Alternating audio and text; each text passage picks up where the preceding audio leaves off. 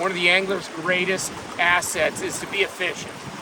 And when we're on a river like this, beautiful, clear water, just gorgeous. I can wade throughout the river and I can walk upstream and approach the fish from below because the trout are looking upstream. So that's my safest, most secure approach without scaring the trout.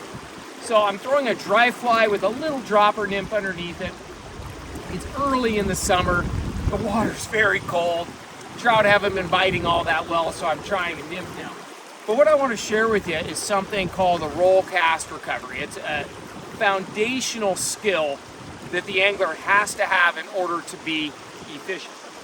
My goal is to work my way upstream, and you could just come along with me for the next 20 or 30 seconds, and I'm just going to show you real time how I'm fishing this. I'm actually going to be fishing. So just follow along. My son's running the camera and he'll do his best to just keep up with me.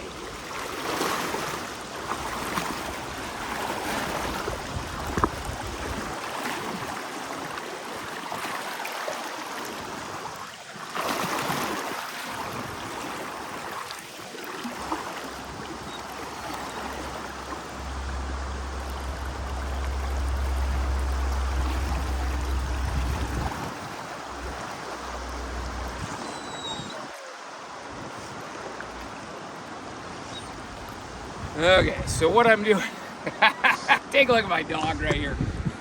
He's stuck on that log. He doesn't want to jump in.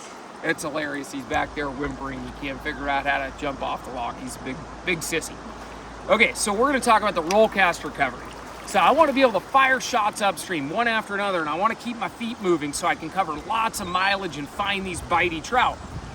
The problem that most anglers bump into is this. They throw their cast upstream. One, they don't shoot line very well. That's kind of part of it. But the reason you don't shoot line often is as the fly is drifting back to me, we're stripping and we're stripping and we're stripping and we're stripping. I'd like to fish the fly pretty close to me, and most anglers strip their line in so short that they're unable to get a cast back out very effectively.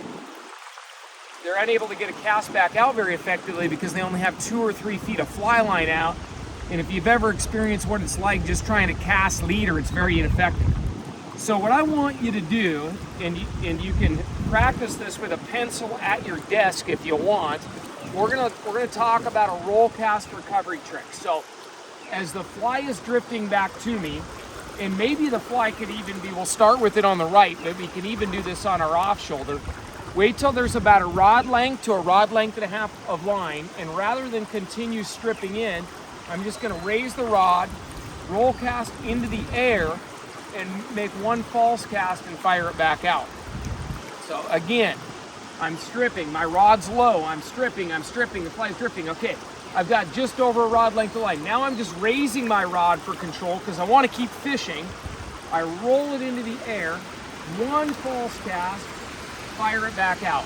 And now I'm going to go a little bit to the right, so I'm in a different line of current. Stripping, raising my rod, raising, roll cast into the air, one false cast, and I'm back out again. And I'm gonna do that all day long. I'm gonna continue to move my feet. So, come on, Timber, let's go. Come on, dog. Come on, you can do it. Let's go, dog. All right, dog moment. Come on, boy, let's go. Come on. You can do it. Yeah, boy. God, you're so deep. Oh, so deep. Okay, now that we solved that problem, we can keep moving. All right, so here we are. Drifting, okay? Rod length and a half a line. I'm in the air. Roll it into the air, one false cast, drop it and shoot the line, okay? Stripping. Rod length and a half a fly line. Raise, roll it into the air, one false cast, shoot it over there. Now I'm covering the right side of the river. Okay, here we go, drifting.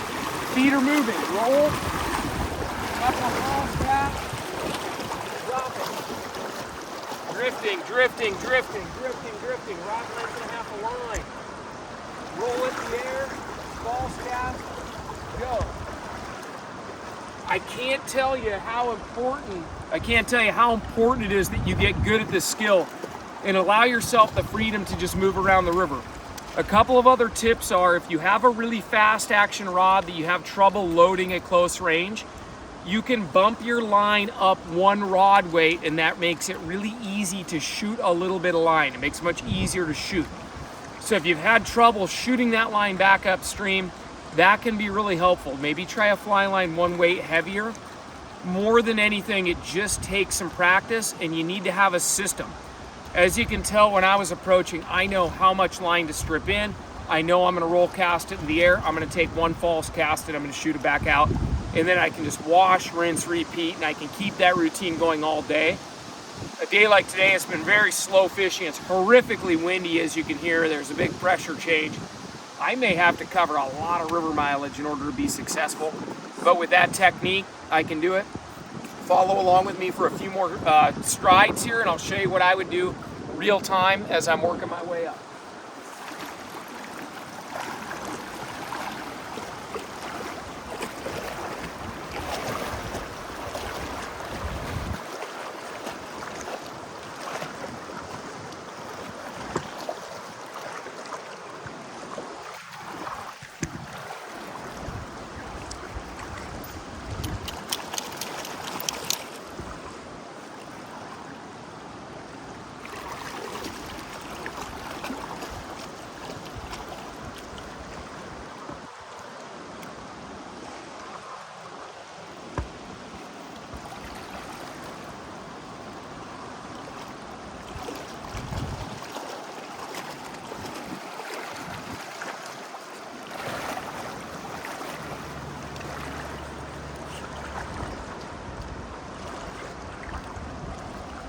So there you go. Wish I could have got a big one hooked up on camera, but you can see that's my routine, my rhythm, my tempo, and I can just continue searching around the river.